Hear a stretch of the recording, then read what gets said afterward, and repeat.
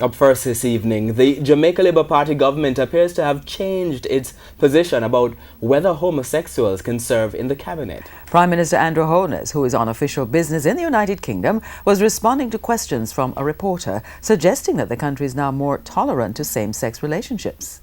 TVJ's Andrea Chisholm now reports. Not in my cabinet, a mantra that became popular in 2008 when a question was posed to former Prime Minister Bruce Golding. Do you in the future want to live in a Jamaica where a gay man or a gay woman can be in the cabinet? Sure, they can be in the cabinet, not mine. Well, they can't be in yours. Not mine. No, but do you want to live in a Jamaica where they can be and they should be and it would be entirely natural for them to be so? I do not know that that is necessarily the direction in which I want my country to go. 10 years later, would you reiterate those words today, or would Absolutely not, no. That was Prime Minister Andrew Holness responding to a similar question on Monday in the United Kingdom.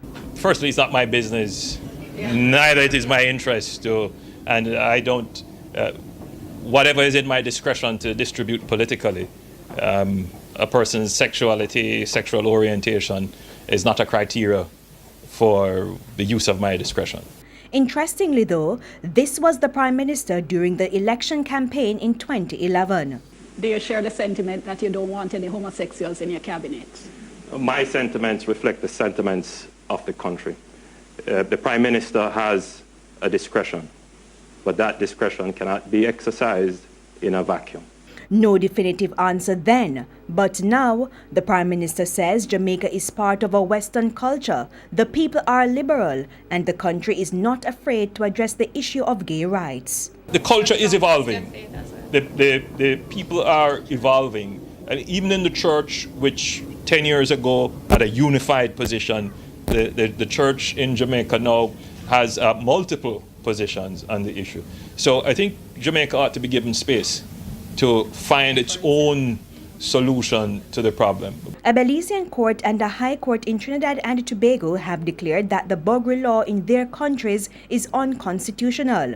Since Jamaica has a similar case before the court, one advocacy group which wants the Buggery law to remain in place has called on Jamaicans to be vigilant to ensure a similar ruling is not handed down here.